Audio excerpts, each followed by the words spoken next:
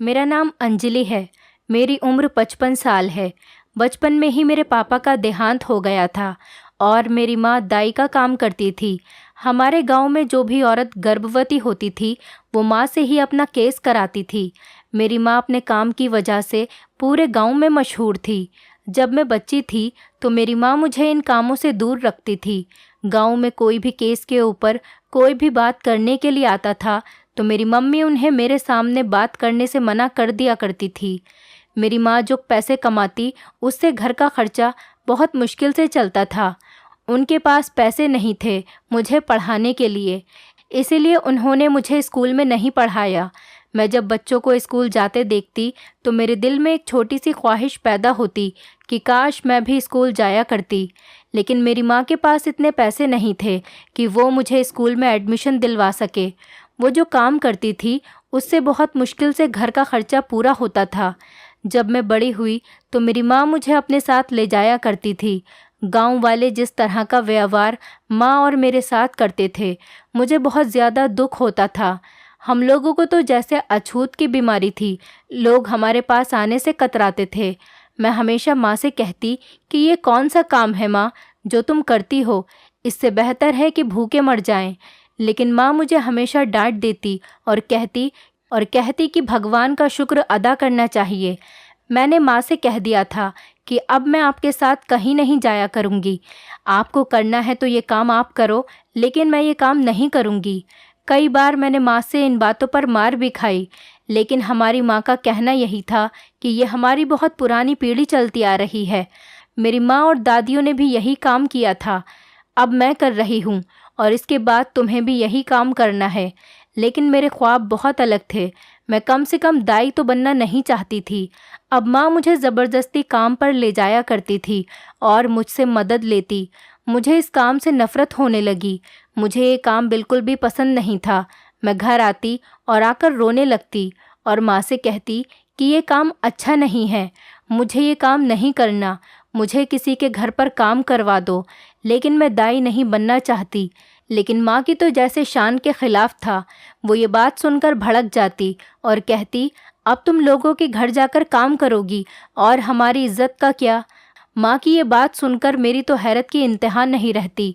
मैं ये सोचती थी ये जो काम कर रही हैं इसमें कितनी इज्जत है। माँ के साथ जाते जाते मुझे 4 साल हो चुके थे। अब मैं सारा काम सीख चुकी थी। अब मैं बहुत बड़ी हो चुकी थी और मेरी माँ घर पर ही रहती थी। एक दिन माँ काम पर नहीं गई और एक औरत भागती हुई हमारे घर आई कि जल्दी चलो, मेरी बेटी गर्भवती है। माँ उसकी बात सुनकर उठने लगी और छड़ी से चलने की कोशिश करने लगी, लेकिन वो ज़मीन पर ही गिर गई। माँ बहुत कमज़ोर हो चुकी थी। माँ के गिरने से मेरे तो पैरों तले ज़मीन निकल गई। मैं जल्दी से उनके पास भागी और उन्हें उठाकर बिस्तर पर लिटाया और माँ की खातिर जो काम मुझे बिल्कुल पसंद नहीं था, मैंने उसको करने की ठान ली थी। मैंने अब उस गांव की औरत से कहा कि तुम्हारी बेटी का बच्चा मैं पैदा करूंगी। वो बहुत डर गई और कहने लगी कि उसका पहला बच्चा है, तुम कर लोगी। मैंने कहा कि तुम घबराओ मत, मैं कर लूँगी। मैं बहुत टाइम से माँ के साथ काम कर रही हूँ, मुझे पूरा काम आता है। वो औरत मुझे घबराते हुए अपने घर ले गई और कहने लगी, ध्यान रखना कोई कमी पेशी ना हो जाए। मैंने उस औरत को तसल्ली दी और उससे कहा, तुम बाहर चली जाओ, मैं सारा केस संभाल लूँगी। थोड़ी सी देर ही गुजरी थी कि उसकी बेटी ने प्यारी सी बेटी पैदा की। ये मेरा पहला केस था जो मैंने खुद से किया था, माँ की मदद के बिना। मैं बहुत खुश थी। पता नहीं क्यों, जिस काम से मुझे इतनी नफ़रत थी, आज उस काम को करने के बाद मुझे इतनी खुशी महसूस क्यों हुई। मैं खुशी खुशी उस बच्चे को तौलिए में लपेटकर बाहर ले आई और उसकी नानी को पकड़ा दिया। नानी तो उस बच्ची को देखकर फूल ही नहीं समा रही थी। वो औरत बोली, तुमने बहुत अच्छे से केस किया है, तो मेरी बहू को भी देख लो कि कब तक गर्भवती होगी। मुझे तो अब अपने घर में पोती पोतियों का चेहरा देखना है। मैंने उसकी बहू का इलाज किया और दूसरे महीने ही वो गर्भवती हो गई। औरत तो बहुत खुश थी। जिस वक्त उसकी बहू गर्भवती हुई उस वक्त वो मेरे लिए ढेर सारे तोहफे और मिठाइयाँ लेकर आई। माँ तो मेरे काम से बहुत खुश थी। मैंने कह दिया, माँ अब आप आराम करें, काम मैं कर लूँगी। माँ तो मेरे मान जाने पर ही बहुत खुश थी, और जब उन्होंने सुना कि मैं काम करने पर रज़ामंद हो गई हूँ तो वो बहुत ज़्यादा खुश हो गईं। मैं हर दूसरे दिन गांव की लड़कियों का इलाज करती थी। मैं गांव में दाई का काम करती थी, लेकिन मैं गांव में जिस लड़की का इलाज करती हूँ दूसरे महीने ही वो गर्भवती हो जाती। सब लोगों को यकीन नहीं आता था। लोगों का मुझ पर अंधा विश्वास हो गया था। मैं भी इतनी शोहरत के बाद गुरूर महसूस करने लगी थी।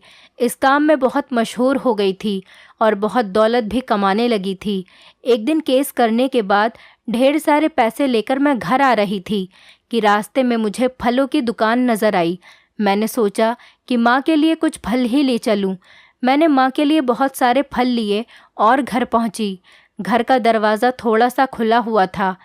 पहले तो मुझे हैरत हुई कि माँ तो दरवाज़ा नहीं खोलती, फिर आज क्या हुआ। मैं जल्दी से घर के अंदर गई, लेकिन सामने माँ को ज़मीन पर पड़ा देखकर मेरी रूह कांप गई। मेरे हाथों से फलों की थैली नीचे गिर गई। मैं भागकर माँ के पास गई, लेकिन मेरे सर पर आसमान टूट पड़ा जब मैंने माँ को मुर्दा पाया। मेरी माँ इस दुनिया से जा चुकी थी। मैं चीखें मार मार कर रोने लगी। इतनी देर में गांव के सब लोग इकट्ठा हो गए। मेरी माँ के अलावा इस दुनिया में कोई नहीं था। मैं भी पैसे कमाने में इतनी अंधी हो गई थी कि मुझे माँ का ख्याल ही नहीं रहा। वो कहते हैं ना, ज़रूरत से ज़्यादा हर चीज़ नुकसानदेह होती है। मुझे भी पैसों के बदले माँ को खो देने का नुकसान उठाना पड़ा। लेकिन अब माँ के जाने के बाद मेरा मकसद एक ही था कि मुझे ढेर सारे पैसे कमाने हैं और अपने तमाम ख्वाब और ख्वाहिश पूरी करनी है। माँ के अंतिम संस्कार के बाद पूरा घर मुझे काट खाने को दौड़ता था। मैं अक्सर ज़ोर ज़ोर से रो दिया करती। मुझे माँ बहुत याद आती थी। मैंने बचपन से अब तक जब से होश संभाला था सिर्फ माँ को ही अपने पास पाया था। मैं नहीं जानती थी कि मेरे पापा को क्या हुआ और वो कैसे हमसे दूर हो गए। माँ ने कभी मेरे चाचा चाची, मामा मामी का भी जिक्र नहीं किया था। मैं नहीं जानती थी कि इस दुनिया में मेरे पास कोई और रिश्ता भी मौजूद है या नहीं। अब मैं गांव की सभी औरतों का इलाज करती थी। मैं हर तरफ बहुत मशहूर हो गई थी और ढेर सारे पैसे भी कमाने लगी थी, लेकिन मैंने ये काम नहीं छोड़ा था। एक दिन मुझे एक बड़ी हवेली जो थोड़ी ही दूरी पर थी, मुझे वहाँ से काम आया। मैं बहुत खुश थी कि मुझे अब गांव से बाहर भी काम मिलने लगा है। मैं जब घर गई, वहाँ पर एक बूढ़ी औरत और एक खूबसूरत लड़का जिसका नाम नितिन था और उसकी पत्नी का नाम रेखा था। मुझे उस बूढ़ी औरत ने ही बुलाया था जो अपनी बहू का इलाज कराना चाहती थी। उन्होंने मुझसे कहा कि मैं तब तक यहीं पर रहूं जब तक उसकी बहू का केस नहीं कर देती। पहले तो मुझे ये बात बहुत अजीब लगी, लेकिन कुछ सोचकर मैंने हाँ कर दी और मैं वहाँ पर रहने लगी थी। मुझे महसूस होने लगा कि नितिन मुझ पर नज़र रखे हुए है। मैं बहुत खूबसूरत भी थी। मुझे वहाँ रहते हुए 7 महीने हो गए थे और इस दौरान मैं और नितिन एक दूसरे से प्यार करने लग गए थे। मुझे नितिन से प्यार हो गया जो पहले से ही शादीशुदा था। वो मुझसे कहता कि मेरी पत्नी रेखा मुझसे बहुत प्यार करती है और मैं उसे धोखा नहीं दे सकता, और फिर अब वो गर्भवती भी है। मुझे उसकी पत्नी से नफ़रत होने लगी थी। मैं मोहब्बत में इतनी अंधी और खुदगर्ज हो गई थी कि मुझे नितिन के अलावा कुछ और दिखाई नहीं दे रहा था। मैंने पूरी रात बैठकर एक तरकीब सोची। पहले तो मुझे बहुत डर लगा, लेकिन फिर मैंने उसकी पत्नी को ऐसी दवाई दी जिससे उसका मिसकैरेज हो जाए। दवाई खाने के बाद थोड़ी देर में ही वो दर्द से तड़पने लगी। मैंने चालाकी से दवाई उसी की दराज में रख दी और इल्ज़ाम उसी पर लगा दिया कि उसने खुद मिसकैरेज करवाया है। रेखा रोते हुए नामे सिर हिलाने लगी, लेकिन मेरे चेहरे पर तो बहुत मुस्कुराहट थी। मुझे अजीब सा सुकून मिल रहा था। मैं समझ गई थी कि अब सब रेखा से नफ़रत करेंगे, क्योंकि ये बच्चा उनके घर का पहला बच्चा था और रेखा अब कभी माँ नहीं बन सकेगी। बूढ़ी औरत तो लड़के की पत्नी को ताने देने लगी और नितिन भी रेखा को बुरा भला कहने लगा, लेकिन रेखा रोते हुए बस अपनी सफाई पेश करने लगी। लेकिन किसी को उसकी बात पर यकीन नहीं हुआ और ना ही सबका शक मेरे ऊपर आया। मैंने सब में अपना विश्वास बनाया हुआ था। एक दिन मैं नितिन से मिलने रात के वक्त उसके कमरे में गई, लेकिन मेरे पैरों तले से ज़मीन निकल गई जब रेखा ने अपने पति से कहा कि ये सब कुछ उस दाई का करा हुआ है। मैं तो अपना जिक्र सुनते ही होश खोने लगी थी। मुझे लगा कि अब उसका पति मुझे अपने घर से निकाल देगा और अब मेरी मोहब्बत अधूरी रह जाएगी। लेकिन मेरी गलतफहमी जल्दी ही ख़त्म हो गई जब उसके पति ने उस पर हाथ उठाया। बोला कि तुम झूठी हो, मेरा पहला बच्चा खा गई और अब तुम उस मासूम पर इल्ज़ाम लगा रही हो। मैं जानता हूँ तुम आज भी अपने आशिक को याद करती हो, तभी तुमने मेरा इतना कीमती बच्चा मुझसे छीन लिया। उसके पति की आवाज़ बाहर तक आ रही थी और मेरी तो हैरत की इंतहा नहीं रही जब उसके पति ने उसे डिवोर्स देने को कहा। मैं तो दंग रह गई थी कि क्या ये सब इतनी जल्दी भी हो सकता था। रेखा रोते हुए कमरे से बाहर निकली और दूसरे कमरे में चली गई। अब मुझे उस वक्त नितिन के कमरे में जाना सही नहीं लगा, क्योंकि वो उस वक्त जितना गुस्से में था न जाने मुझे भी क्या कहता। मैं भी जल्दी से चेहरा छुपाए वहाँ से अपने कमरे में आ गई, लेकिन मैं खुशी के मारे पूरी रात सो न सकी। मुझे यकीन नहीं आ रहा था कि अब नितिन सिर्फ मेरा है। अगली सुबह मैं लेट उठी थी। जैसे मैं बाहर गई, बाहर का माहौल बहुत खामोश था, हर तरफ खामोशी थी। मैं नितिन की माँ के पास गई और मैंने उनसे माफ़ी मांगी कि मुझे माफ़ कर दो, मैं आज लेट उठी हूँ। नितिन की माँ मेरी तरफ बहुत अजीब नज़रों से देखने लगी और बोली कि कोई बात नहीं, इतना सब कुछ हो गया, बाकी क्या रह जाता है। मैंने चौंक कर नितिन की माँ की तरफ देखा, जो मेरी तरफ से चेहरा मोड़कर मुझे नज़रअंदाज करके लेट गईं। मैं भी नितिन को ढूंढने कमरे से निकल आई। मैंने पूरे घर में तलाश कर लिया था, लेकिन नितिन कहीं पर भी मौजूद नहीं था। थक हार कर मैं उसके कमरे में गई, जहां वो उल्टा लेटा हुआ था। मैंने हल्का सा दरवाज़ा खटखटाया तो उसने थोड़ी आंख खोलकर मुझे देखा। मैं भी उसे देखकर मुस्कुरा दी, तो वो भी उदासी भरे चेहरे से मेरी तरफ देखने लगा। मुझे बहुत अजीब महसूस हो रहा था। पहले तो सबने ऐसा व्यवहार नहीं रखा था। मैं बहुत परेशान थी।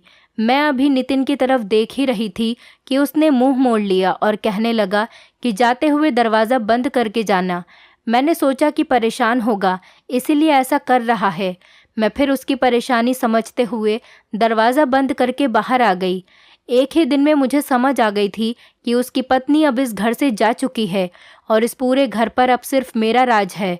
नितिन की माँ पूरे दिन कमरे में पड़ी रहती और नितिन पूरे दिन घर से बाहर रहता, और जिस वक्त वो घर पर आता है, आते ही अपने कमरे में बंद हो जाता है। मुझे समझ नहीं आता था कि वो आखिर जाता कहाँ पर था, लेकिन मेरा काम सिर्फ नितिन और उसकी माँ के दिल में अपनी जगह बनाना था, जिसमें मैं बहुत जल्दी कामयाब हो गई। एक दिन सब लोग खाना खा रहे थे और बहुत खुश थे। तब नितिन ने अपनी माँ से कहा कि उसे मुझसे शादी करनी है। मेरा खाना खाते हुए हाथ अपनी जगह पर रुक गया। मैंने हैरत से नितिन को देखा। मुझे बिल्कुल भी यकीन नहीं था कि वो इतनी जल्दी ये बात कर लेगा। नितिन की माँ भी जल्दी से राज़ी हो गई। मुझे तो जैसे स्वर्ग मिल गया हो। मैंने खुशी से नितिन की तरफ देखा, जो मेरी तरफ देखकर मुस्कुरा रहा था। घर में शादी की तैयारियां ज़ोरों शोरों से थीं।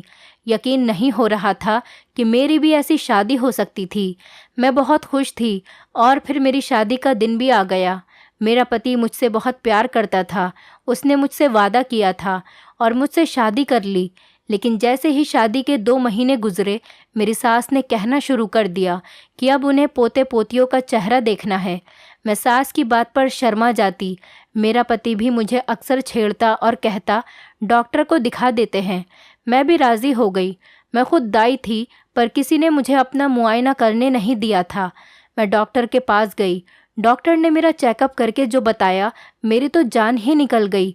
जब डॉक्टर ने कहा कि ये गर्भवती हैं और 3 महीने से गर्भवती हैं, मेरी तो हैरत से आंखें खुली की खुली रह गईं कि डॉक्टर ये क्या कह रही थी। मेरे पति ने हैरानी से मेरी तरफ देखा। मैं तो आंखों में आंसू लिए बस डॉक्टर की तरफ देख रही थी, जो हम दोनों को मुबारकबाद दे रही थी। मेरे पति ने फिर से डॉक्टर से पूछा कि क्या वो सच कह रही हैं, और उसने मुस्कुराते हुए हाँ कर दिया। लेकिन मैं जानती थी कि ये सब कुछ झूठ है। मैंने नाम में सिर हिलाया और मैंने अपने पति से कहा कि ये सब कुछ झूठ है। मैं नहीं जानती कि ये बच्चा कहाँ से आया है। डॉक्टर हम दोनों की तरफ हैरानी से देखने लगी। मेरे पति ने मेरा हाथ पकड़ा और बेदर्दी से घसीटते हुए अस्पताल से बाहर ले आए और मुझे एक जगह खड़ा करके गुस्से से मेरा चेहरा देखने लगा। उसने ना लोगों की फ़िक्र की और ना ही मेरी। उसने न आओ देखा न ताओ, उसने मेरे चेहरे पर थप्पड़ मार दिया। मैं तो हैरानी से अपने पति की तरफ देखने लगी। वो मुझे घर ले गया। मेरी सास सामने बैठी हमारा इंतज़ार कर रही थी। मेरी सास ने खुशी से चमकते हुए चेहरे से हमारी तरफ देखा। मैं थर थर काँपती चेहरा झुकाए रो रही थी, जबकि मेरा पति गुस्से से अपनी माँ की तरफ देख रहा था। मेरी सास ने मेरे पति से पूछा कि आखिर बात क्या है, क्या हुआ है तुम दोनों को? तुम दोनों तो डॉक्टर के पास गए थे ना, तो फिर क्या हुआ है? ऐसा क्या हुआ जो तुम दोनों की ये हालत है? मेरी सास पूछने लगी तो मेरा पति मेरी तरफ मुड़ा और बोला कि अपना गुनाह खुद बताओगी या मैं बताऊं? मैं रोते हुए सास के कदमों में बैठ गई और मैंने गिड़गिड़ाकर सास से कहा कि मैंने कुछ नहीं किया। मैं नहीं जानती कि वो डॉक्टर क्यों झूठ बोल रही थी, मगर मैं गर्भवती नहीं हूँ। मैं जानती हूँ कि मैं गर्भवती नहीं हूँ, मगर वो डॉक्टर कह रही है कि मैं 3 महीने से गर्भवती हूँ। मेरी सास तो मुंह पर हाथ रखकर मेरी तरफ देखने लगी। मुझे समझ में नहीं आ रहा था कि मैं कैसे सबको ये बताऊं कि मैं झूठ नहीं बोल रही। मैंने सोच लिया था कि कुछ भी हो जाए, लेकिन मैं सच का पता लगाकर रहूंगी। लेकिन इससे पहले मुझे अपने पति के साथ रहना था, उसका विश्वास वापस से जीतना था। मेरी सास अपने कमरे में चली गई और पति बाहर। इस पूरे घर में मैं बस तन्हा रह गई थी। एक दिन मुझे महसूस हुआ कि मेरे सर पर कोई खड़ा है। मैंने जैसे ही सर उठाया, मेरी रूह कांप गई, क्योंकि मेरे सामने मेरे पति की पहली पत्नी खड़ी थी, जो मुझ पर हंस रही थी और कहने लगी कि कैसा महसूस हो रहा है? जान निकल गई ना? दिल चाह रहा होगा कि जल्दी से सबको साबित कर दूं कि तुम गुनाहगार नहीं हो। मेरी आंखें अपनी जगह ठहर गई थीं। मैं हैरानगी भरी आंखों से बस उसे देखती ही जा रही थी, जो ना जाने और क्या क्या बोल रही थी। मुझ में तो कुछ बोलने की हिम्मत ही नहीं बची थी। मेरी जुबान तो बिल्कुल ही चुप हो गई थी। मेरे पति की पहली पत्नी लगातार हंस रही थी। मुझे उसके हंसने से खुद से नफरत महसूस होने लगी। वो भी लगातार बोले जा रही थी। कहने लगी कि तुमने मेरा बच्चा मुझसे छीन लिया। देखो भगवान ने तुमसे कैसा हिसाब लिया है। मैंने तो खुद को भगवान के ऊपर छोड़ दिया था।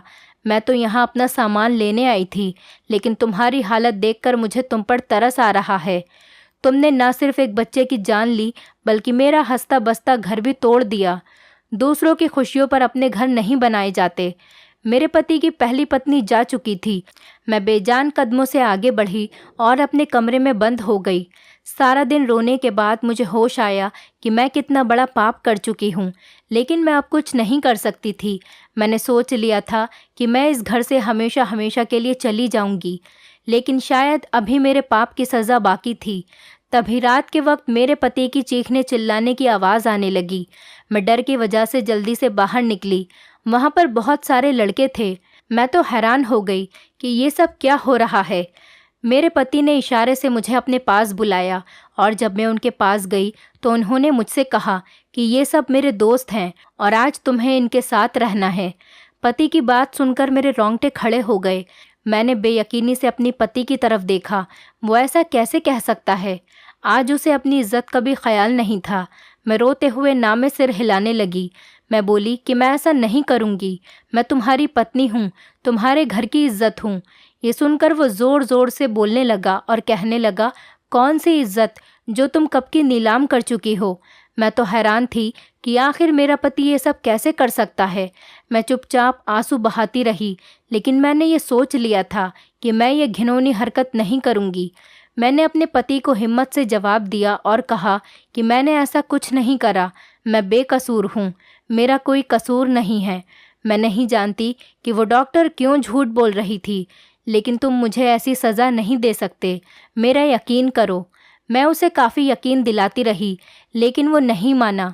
थक हार के जब रात के वक्त मैं उसके दोस्तों के पास से जब वापस आई, तब मेरा पति बेड पर लेटा हुआ था और कहने लगा, आज से तुम दूसरे कमरे में रहोगी और मैं जल्द ही तुम्हें आज़ाद कर दूंगा।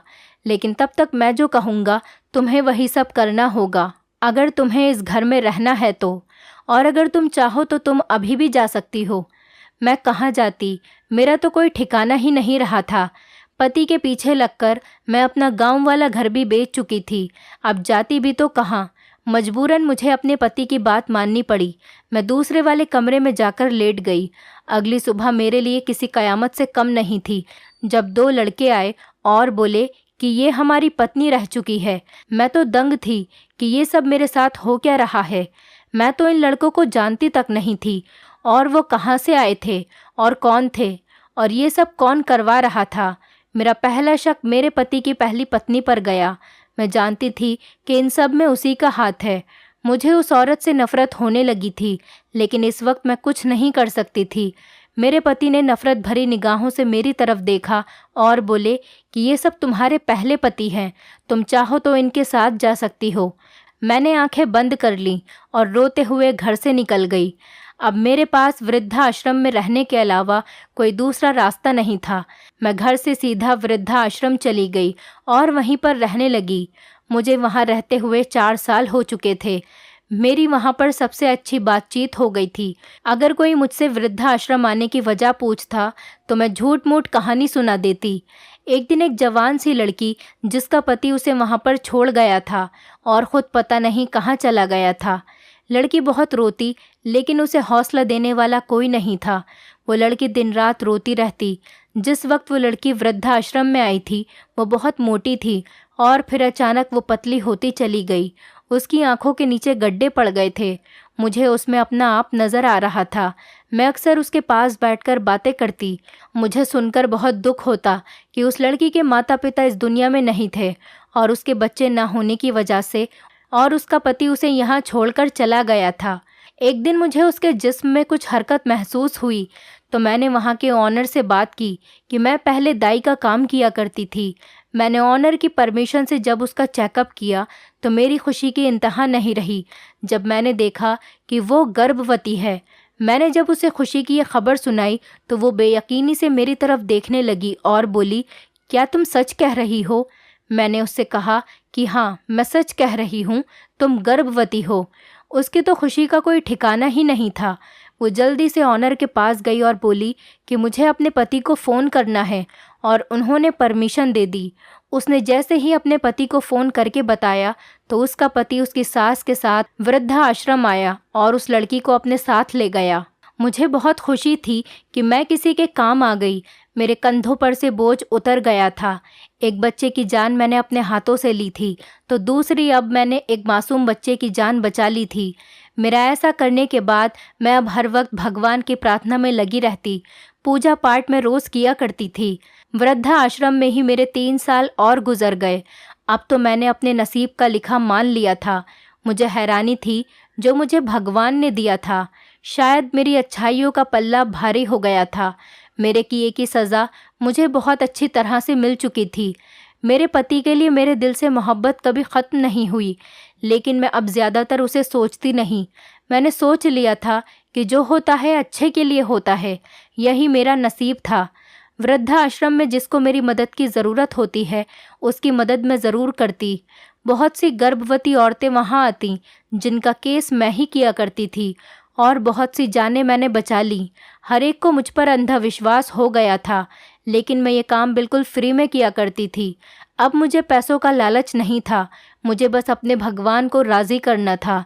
एक दिन वृद्धाश्रम में एक औरत आई, लेकिन हैरत की बात यह थी कि उसने ऑनर से कहकर मुझे बुलवाया।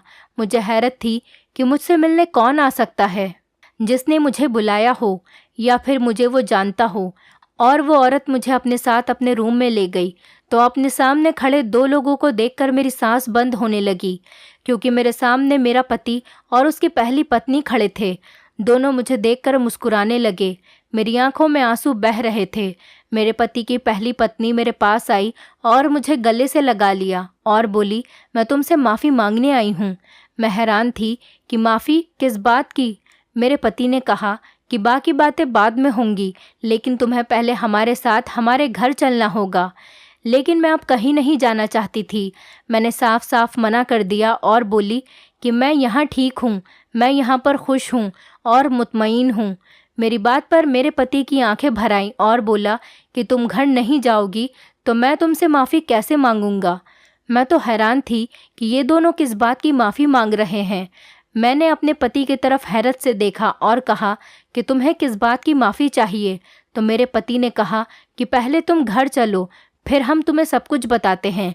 तो फिर ऑनर के समझाने पर मैं अपने पति के साथ घर वापस चली गई। घर जाते ही जो पति ने मुझे बताया, सुनते ही मेरे रोंगटे खड़े हो गए। मेरे पति ने शुरू से ही मेरी नीयत को पहचान लिया था, लेकिन वो ये नहीं जानते थे कि मैं उनका बच्चा मार दूंगी। मेरे पति ने अपनी पहली पत्नी को डाइवोर्स नहीं दिया था, बल्कि ये उन दोनों की बहुत बड़ी प्लानिंग थी कि वो मुझसे सच उगलवाएंगे। डॉक्टर का गलत रिपोर्ट देना और लड़कों का घर आना कोई इत्तेफाक नहीं था, बल्कि मेरे पति का किया हुआ था। मैं तो हैरत से अपनी पति की तरफ देख रही थी। मेरे पति ने बताया कि उसकी पहली पत्नी आज भी उसकी पत्नी है, क्योंकि उनका डिवोर्स नहीं हुआ था और उसने मुझसे कभी शादी की ही नहीं थी। वो सब कुछ एक ड्रामा था, ताकि दबाव में आकर मैं सच कबूल कर लूं कि उनके बच्चे को मैंने ही मारा था। और उन्होंने ये भी बताया कि अभी कुछ दिन पहले वृद्धा आश्रम में जो औरत आई थी, जिसका पति बच्चे ना होने की वजह से उसे यहाँ पर छोड़कर चला गया था, वो उनकी सगी बहन थी और मेरी वजह से उसकी बहन का घर बच गया और उसका पति उसे खुशी खुशी अपने साथ ले गया और अब वो दोनों खुशी खुशी एक साथ रहते हैं। ये सुनकर मैंने हाथ जोड़कर उन दोनों से माफ़ी मांगी और बोली कि मुझसे बहुत बड़ा गुनाह हो गया था। मैं इस कदर अंधी हो गई थी कि मुझे बच्चे की जान लेते हुए ज़रा सा भी डर महसूस नहीं हुआ, लेकिन उस दिन से मैं बहुत पछता रही हूँ। हो सके तो मुझे माफ़ कर देना, लेकिन मैं अब तुम दोनों के बीच कभी नहीं आऊँगी। इसके बाद से मेरी ज़िंदगी का मकसद बस लोगों की मदद करना था और अपने भगवान को खुश करना था। दोस्तों, उम्मीद करती हूँ आपको हमारी कहानी पसंद आई होगी। कहानी पसंद आई है तो वीडियो को लाइक करें, चैनल पर नए हैं तो चैनल को सब्सक्राइब करें और हाँ, नोटिफिकेशन बेल को ज़रूर दबाएं ताकि अगली अपडेट सबसे पहले आपको मिले।